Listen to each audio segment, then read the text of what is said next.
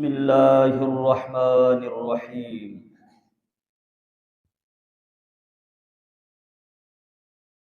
اتی امر اللہ فلا تستعجلوہ سبحانہ وتعالی عما یشرکون۔ سورۃ النحل ہے، یہ سورت مکی سورت ہے اور اس کی آیت نمبر 68 میں نحل کا تذکرہ ہے۔ نحل کا معنی مکھی ہے، شہد کی مکھی۔ آیت نمبر 38 سے اس کا نام لیا گیا ہے۔ اس کے اندر 16 رکوع ہیں اور 128 آیات بینات ہیں، اور اس کا شان نزول نمبر جو ہے 70 ہے۔ یہ بھی مکہ مکرمہ کے اندر ہجرت سے پہلے آخری دور کے اندر ہی نازل ہوئی ہے۔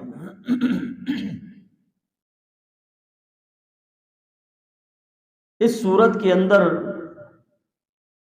اللہ تعالیٰ نے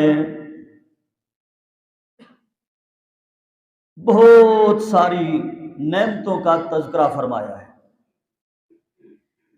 اگر آپ نے اپنے اوپر اللہ کی طرف سے ہونے والے انعامات کا تذکرہ پڑھنا ہو تو آپ اس سورہ نحل کو پڑھ لیجیے کہ دیکھیں اللہ پاک نے آپ پر کتنے انعامات فرمائے، چاہے وہ آپ کی جان کے اندر ہوں، انفسی انعامات، یا وہ دیگر انعامات ہوں۔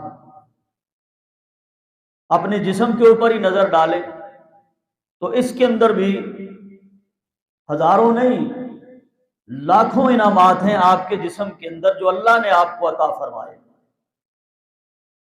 اور دیکھیے، زبان ہے پھر گویائی ہے، آنکھیں ہیں پھر بینائی ہے، ہاتھ ہیں پھر گرفت ہے، قدم ہے پھر ان کی رفتار ہے، سوچ و فکر ہے، اور جسم کا ایک ایک بال اللہ کی نعمت ہے۔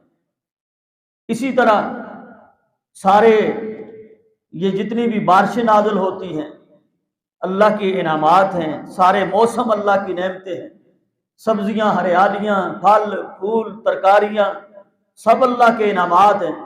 ہوائیں، فضائیں، زمینیں، پہاڑ، چٹانیں، سمندر، دریا، ندی، نالے، چرند پرند، یہ ساری اللہ کی انعامات کا یہاں پر اللہ پاک نے بالتفصیل تذکرہ فرمایا ہے۔ اس کو اسی لیے اس کا دوسرا نام سورۃ النعم بھی ہے۔ نعم نعمت کی جمع ہے نعم، تو وہ بھی اس کا نام ہے۔ اچھا، اس کی جو آیت نمبر 68 ہے وہاں پر یہ شہد کی مکھی کا بطور خاص ذکر کیا گیا ہے۔ تو یہ کیا ہے شہد کی مکھی؟ چلو اس کے اوپر تھوڑی سی بات کر لیتے۔ اللہ کہتے ہیں وَأَوْحَى رَبُّكَ إِلَى النَّحْلِ أَنِ اتَّخِذِي مِنَ الْجِبَالِ بُيُوتًا وَمِنَ الشَّجَرِ وَمِمَّا يَعْرِشُونَ۔ اللہ کہتے ہیں ہم نے مکھی کو الہام کیا۔ یہ بھی وحی کی ایک قسم ہوتی ہے کہ گویا ہم نے مکھی کو وحی کی، الہام کیا، ہم نے مکھی کو حکم دیا، ہم نے اس شہد کی مکھی کو اوہا ربک، الہام کیا تیرے رب نے شہد کی مکھی کو، ان اتخذی من الجبال بیوتا، کہ یہ پہاڑوں کے اندر چٹانوں میں اپنا گھر بنائے، اور ومن الشجر، اور بڑے بڑے درختوں کے اندر بھی یہ اپنا گھر بنائے، اور ومما یارشون، اور لوگوں کی بلند چھتوں کے اندر بھی اپنے یہ گھر بنائے۔ تو شہد کی مکھی ایسا ہی کرتی ہے۔ شہد کی مکھی کے حوالے سے چند ایک معلومات جو مفسرین کرام نے لکھی ہے کہ اس کا جو کام ہے وہ بڑے ہی حیرت زدہ، انسانی عقل کو دھنگ کر دینے والا ہے۔ یہ اتنا عجیب و غریب یہ کام کرتی ہے کہ آج تک سائنسدان اس کو سمجھ نہیں سکے، اس کے کام کو صحیح معنوں میں جان نہیں سکے، اس کی تہ تک نہیں پہنچ سکے سائنسدان بھی آج کل کے دور میں۔ اور یہ جو ہے شہد کی مکھی، یہ اپنے اس چھتے کے اندر 3 قسم کے کھانے بناتی ہے۔ کتنے؟ 3 قسم کے کھانے بناتی ہے۔ نمبر 1 وہ اس قسم کے کھانے ہوتے ہیں جن کے اندر یہ خالص شہد کو جمع کرتی ہے، جو پھلوں سے رس چوس کے آتی ہے، ان کھانوں کے اندر وہ مخصوص ہوتے ہیں، الگ ہوتے ہیں، وہاں پر یہ شہد جمع کرتی ہے۔ اور نمبر 2 پھر دوسرے وہ اس قسم کے کھانے ہوتے ہیں جہاں پر یہ اپنا فضلہ جمع کرتی ہے۔ فضلہ اس کے لیے الگ ہیں، گویا کہ اس کے باتھ روم وہ الگ ہیں۔ اور تیسرے قسم کے جو کھانے ہیں وہ ہیں انڈے اور بچے جہاں پر دیے جاتے ہیں ان مکھیوں کے، وہ ان کے الگ ہیں۔ یہ اس چھتے کے اندر 3 قسم کے، یہ 1-2 نہیں ہزاروں کھانے بناتی ہے۔ اور پھر اس چھتے کے اندر یہ ٹمپریچر اپنا بحال رکھنے کے لیے اس کا اپنا ایک نظام ہوتا ہے اس مکھی کا۔ ظاہر ہے شہد ہے، خراب ہو سکتا ہے، کچھ بھی ہو سکتا ہے، یہ ٹمپریچر 16 ڈگری سے اوپر نہیں جانے دیتی، چاہے کتنی بھی گرمی، اس کے اندر یہ اتنا ٹمپریچر رکھتی ہے۔ اور یہ بھی اس کا ایک کمال ہے۔ پھر یہ شہد کی مکھی دور دراز لمبے سفر پہ جاتی ہے، اور جہاں پر لوگوں کی کھیتیاں ہوں، باغات ہوں یا جنگلی جڑی بوٹیاں ہوں، دور کا سفر کرتی ہے، اور یہ پھر کامیابی کے ساتھ جتنی دور بھی گئی ہے یہ اپنے چھتے تک واپس کامیابی کے ساتھ پلٹ آتی ہے۔ حالانکہ چھوٹی سی مکھی ہے، یہ راستہ نہیں یہ بھٹکتی، بھولتی نہیں ہے۔ اور وہاں پر بھی جنگلوں کے اندر، پہاڑوں کے اندر یا پھر کھیتیوں کے اندر یہ جس پھول سے یہ رس ایک دفعہ چوس لیتی ہے اس کے اوپر یہ نشان لگا دیتی ہے۔ نشان کیوں لگاتی ہے؟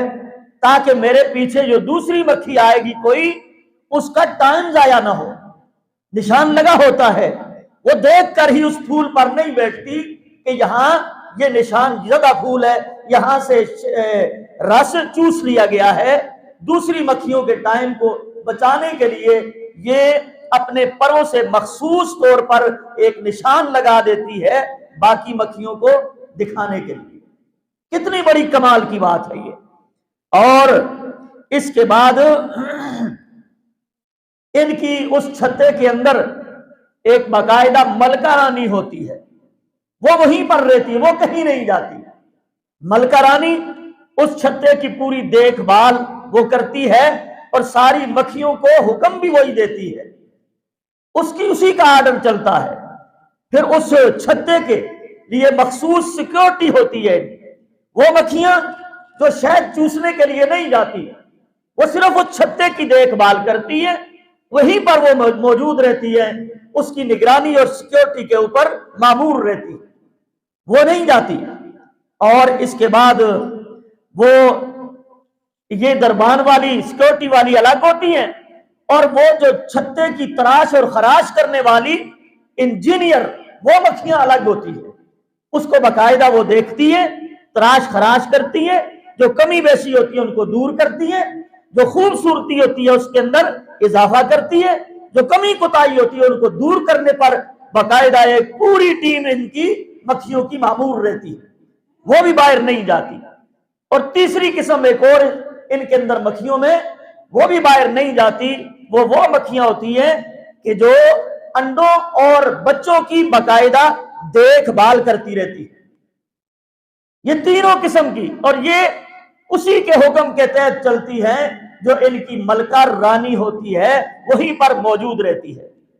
اور فرض مال، اگر کسی مکھی نے کوئی گندا رس چوس لیا ہے، زہریلا رس چوس لیا ہے اور وہ لے آئی ہے، تو یہ سیکیورٹی والی مکھیاں اس کو چھتے کے اندر قطعاً داخل نہیں ہونے دیتی، اس کو وہیں پر قتل کر دیتی ہے، مار دیتی ہے۔ جس نے زہریلا یا گندا یا بدبودار کوئی رس چوس کے لایا ہے، یہ سیکیورٹی والی مکھیاں اس کو مار دیتی ہے۔ اور مختصراً یہ کہ اسی لیے اللہ پاک فرماتے ہیں کہ ہم نے اس مکھی کو حکم دیا، ہم نے اس کو حکم وَأَوْحَىٰ رَبُّكَ إِلَى النَّخْلِ أَنِ اتَّخِذِي مِنَ الْجِبَالِ بُيُوتًا، مکھی کو ہم نے یہ سب کچھ بتایا اور ہم نے اس کی رہنمائی کی اور ہم نے اس کو الہام کیا مکھی کو، اور یہ جو کچھ تمہارے لیے بناتی ہے شفاء للناس، اللہ کی بہت بڑی یہ نعمت تیار کرتی ہے جس کے اندر آپ لوگوں کے لیے نعمت بھی ہے اور اس نعمت میں آپ کے لیے شفا بھی ہے۔ اللہ اکبر۔ اور اس کے ساتھ اللہ پاک نے دودھ کی نعمت کا بھی تذکرہ فرمایا، وَإِنَّ لَكُمْ فِي الْأَنْعَامِ لَعِبْرَةً نُسْقِيكُم مِّمَّا فِي بُطُونِهِ، دیکھو جو جانوروں کا دودھ آپ پیتے ہو اس کے اندر بھی تمہارے لیے بہت بڑی نشانی ہے۔ آپ تو چارہ گھاس کھال بنولا دے کے آزاد ہو جاتے ہیں، آگے جو اس کے اندر اللہ پاک نے کن فیکون کی مشینیں لگا رکھی ہیں، بھینس ہے، بکری ہے، گائے ہے، اس کے میدے کے اندر، اوج کے اندر وہ اللہ کی بنائی ہوئی مشینیں کام کرتی ہیں۔ پیشاب نکلتا ہے نکل جاتا ہے، گوبر نکلتی ہے نکل جاتی ہے، آپ کا انتظار نہیں کرتے وہ، لیکن دودھ ہے، نکلنے کا راستہ اس کے پاس بھی ہے لیکن وہ نہیں نکلتا ہے، کیوں؟ وہ اللہ کی بنائی ہوئی نعمت ہے جو اللہ نے خاص اپنے بندوں کے لیے بنائی ہے۔ راستہ تو موجود ہوتا ہے لیکن اللہ کی طرف سے حکم ہوتا ہے خبردار تو میری نعمت ہے، جب تک اس بھینس کا مالک آ کر ذمہ دار تیرے پستان کو تھن کو ہاتھ نہ لگائے ایک قطرہ بھی دودھ کا ضائع نہیں کرنا، یہ میرے بندے کی امانت۔ تو یہ پھر وہ میٹھا ذائقے دار ہوتا ہے، خون سے وہ نکل کے آتا ہے، گوبر سے نکل کے آتا ہے، پیشاب سے نکل کے آتا ہے، کھل بنولا چارہ اس کی خوراک ہوتی ہے، لیکن مجال ہے دودھ کے اندر سے کسی بھی چیز کی کوئی بدبو آتی، کسی نہ چارے کی، نہ خون کی، نہ گوبر کی، نہ پیشاب کی، اور سائغل للشاربین، اور یہ بہت میٹھا ہوتا ہے ان کے لیے، پینے والوں کے لیے۔ اور بھی میرے بھائی اس کے اندر پھر احکامات اور توحید کا بیان، قیامت کا بیان، احکامات بھی ہیں، مشرکین کو تنبیہ بھی کی گئی ہے بار بار۔ اور اس کے اندر ایک آیت ہے جس کو آیت احسان کہا گیا ہے، اس کے اوپر بھی تھوڑی سی بات ہم کر لیتے ہیں۔ یہ ہے آیت نمبر 90۔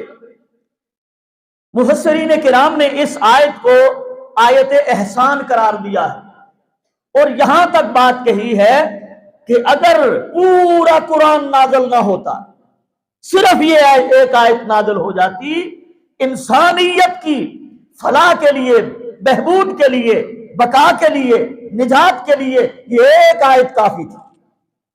اتنی جامع آیت ہے۔ آیت کون سی ہے؟ ان اللہ یامر بالعدل والاحسان وایتاء ذی القربى وینھا عن الفحشاء والمنکر والبغی یعظکم لعلکم تذکرون۔ یہ آیت احسان کہلاتی ہے۔ اس کے اندر 3 اوامر ہیں، 3 کام کرنے کا حکم ہے اور 3 نواہی ہیں، منہیات۔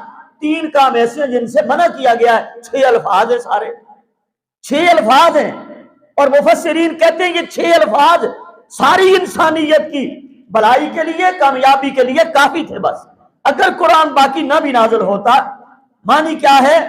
ان اللہ یامر بالعدل، اے لوگو اللہ تعالیٰ تمہیں عدل کا حکم دیتا ہے، عدل کا، اور والاحسان، احسان کا تمہیں حکم دیتا ہے، ایتاء ذی القربی، قریبی رشتہ داروں کو دینے کا حکم دیتا ہے۔ یہ 3 کام کرنے کا اللہ نے حکم دیا ہے اس آیت میں۔ یہ اوامر ہیں 3، عدل اور احسان اور قریبی رشتہ داروں کو دینے کا۔ عدل کیا ہے؟ عدل 2 قسم پر ہے۔ ایک ہے عدل توازن کو برقرار رکھنا، बिलअदल कामत इस्समावात वल्लर्ज़, एक रिवायत के अंदर आता है कि अदल के साथ कायम हैं जमीनें भी और आसमान भी। गोया कि जमीनों और आसमानों के अंदर एक तवाज़न अल्लाह ने रखा है, जिस तवाज़न, जिस मसावात पर वो कायम है। सारे जितने भी सयारे हैं, अरबों खरबों सयारे हैं, वो तवाज़न पर कायम, अदल के साथ खड़े हैं वो, और चलते हैं अपने मदार में अदल के साथ, बराबरी के साथ। और अगर उनमें से एक सियारा भी मेरे भाइयों सुई के नक्के के बराबर भी अपने तवाज़न से अगर थोड़ा सा भी सिरक जाए या बिगड़ जाए तो सारी कायनात तबाह बर्बाद हो सकती है। बिलअदल कामत इस्समावाति वल्अर्ज़, अदल के साथ खड़े हैं जमीनें भी और आसमान भी, अपने अपने मदार में चल रहे हैं। कोई किसी पर ज्यादती नहीं करता, आगे बढ़ने की कोई किसी से कोशिश नहीं करता। अल्लाह पाक ने ये अदल का निजाम जमीनों आसमानों में कायम कर रखा, जो बिगड़ता नहीं है। उसी अदल की वजह से जमीनों आसमानों का निजाम कायम हो दायम। मुख्तसरन ये। फिर दूसरा अदल जो अदलिया से मुताल्लिक है कि दूसरे को पूरे का पूरा हक देना, पूरा हक किसी को देना, ये इंसाफ है, ये अदल है।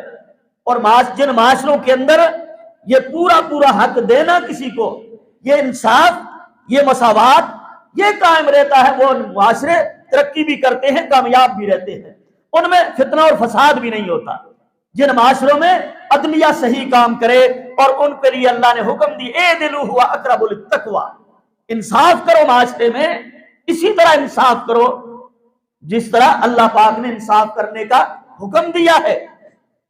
और सबसे बड़ा जुल्म जो लोग करते हैं, नाइंसाफी करते हैं, मुफस्सिरीन किराम ने लिखा है, वो बंदा बड़ा जुल्म ये करता है जो अल्लाह की इबादत छोड़कर ये गैर अल्लाह की इबादत करता है। ये सबसे बड़ी नाइंसाफी है, ये जुल्म की बात है, नाइंसाफी की बात है। पैदा अल्लाह ने किया, खिलाता पिलाता अल्लाह है, सब कुछ नेमतें अल्लाह ने अता फरमाई, और इबादत करने की बारी आई तो ये कब्रों पर, मज़ारों पर जाके पेशानियां टेकता है, वहां पे सजदे कर, जो अल्लाह का हक था। ये नाइंसाफी और जुल्म की बात है, जो बंदा अपने दरमियान और अपने रब के दरमियान इंसाफ नहीं कर सकता। अल्लाह अकबर। और मेरे भाइयों, इससे बाद आगे अल्लाह पाक ने जो बात की, वल एहसान, अल्लाह तुम्हें एहसान का भी हुक्म देता है। एहसान क्या है भाई? मुफस्सिरीन किराम लिखते हैं ये अदल से भी बड़ी चीज है। एहसान अदल से भी बड़ी चीज है। अदल तो ये है ना, मिसाल के तौर पर दुकानदार है, वो चीज देता है, आप गाहक को बराबर तोल कर, पलड़े बराबर रख कर, यही हुक्म है, यही इंसाफ है कि बराबर चीज देनी चाहिए। तो इससे क्या होता है, गाहक खफा नहीं होता, खुश होता है कि इसने बराबरी की है, इंसाफ की है, मुझे चीज बराबर दी है। लेकिन जो दुकानदार थोड़ा सा ज्यादा डाल देगा ना, तो गाहक और ज्यादा खुश हो जाएगा। ये है एहसान। अदल तो किया उसने, बराबर दिया, लेकिन जो थोड़ा सा ज्यादा डाल दिया तो वो उसने एहसान किया है, जो कि अदल से भी बढ़कर है। दर्जे के लिहाज से अल्लाह ने इस एहसान का हुक्म दिया है। अल्लाह कहते हैं अल्लाह तुम्हें एहसान का हुक्म देता है, अपनी बरादरी में एहसान करो, लोगों के साथ एहसान। अदल तो करना ही करना है तुमने, लेकिन अगर और बेहतरी चाहते हो तो एक कदम और आगे बढ़कर आप एहसान करो, ताकि माशरे के अंदर मोहब्बत पैदा हो जाए। आप एहसान करने वाले बनो। और यह भी एहसान है जो हदीस जिब्रील के अंदर आता है। जिब्रील अलैहिस्सलाम ने पूछा कि ए मोहम्मद सल्लल्लाहु अलैहि वसल्लम, एहसान क्या है? तो आपने फरमाया, अंताबुदल्लाह का अन्नका तराहो फ़इन लम तकुन तराहो फ़इन्नहु यराक। ये एहसान है कि जिस रब के सामने तुम खड़े होकर इबादत कर रहे हो, इबादत बहुत अच्छे तरीके से करो, ये एहसान है, ये एहसान है। अच्छी इबादत करना एहसान है, नेकी की बात करना भी एहसान है। ये अपनी जात के साथ भी बंदा एहसान करता है, दूसरों के साथ भी एहसान का हुक्म दिया गया है। और अल्लाह की इबादत में एहसान का हुक्म दिया गया है कि जब भी इबादत करो तो खूबसूरत तरीन इबादत करो और धोखा ना करो, ना अपने आप को धोखा दो कि जल्दी जल्दी आया, वुजू किया, जल्दी जल्दी जो दो चार टकरे मारी है, یہ اپنے ساتھ دھوکہ کر رہا ہے، عبادت کا حلیہ بگاڑ کے اس نے رکھ دی ہے۔ تو یہ احسان کے خلاف ہے، عبادت کے اندر خوبصورتی کو پیدا کرنا۔ جو تیسری چیز کا اس آیت میں حکم دیا، فرمایا وَإِيتَاءِ ذِي الْقُرْبَى، قریبی رشتہ داروں کو دیا کرو، قریبی رشتہ داروں کو۔ ایسا نہیں ہونا چاہیے، یہ فرض کیا اللہ پاک نے خوشحال لوگوں پر، خوشحال لوگوں پہ فرض کیا ہے، جو خاندان کے امیر لوگ ہیں۔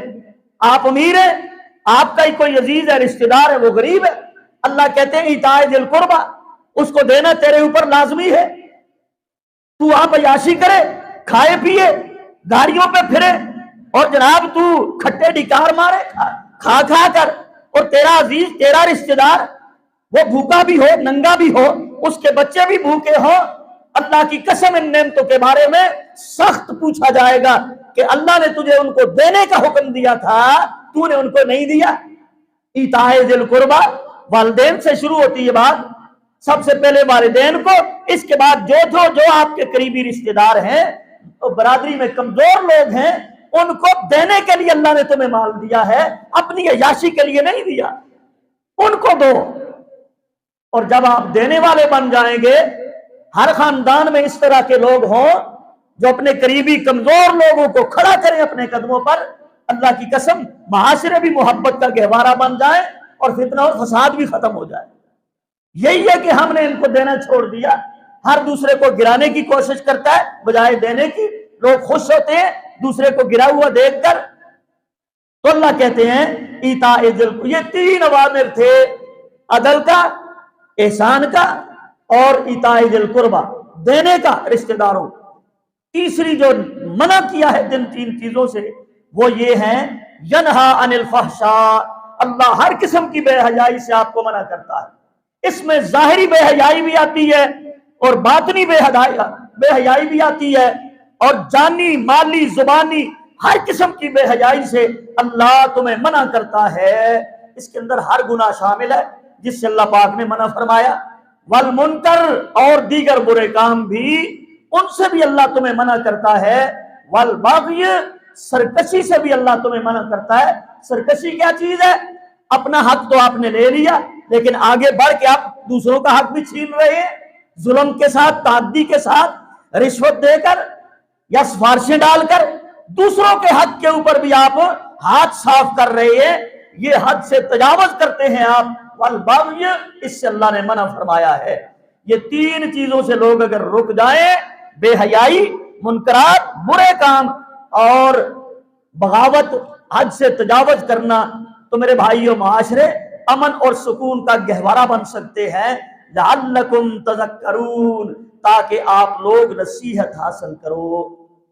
یہ آیت احسان ہے جی۔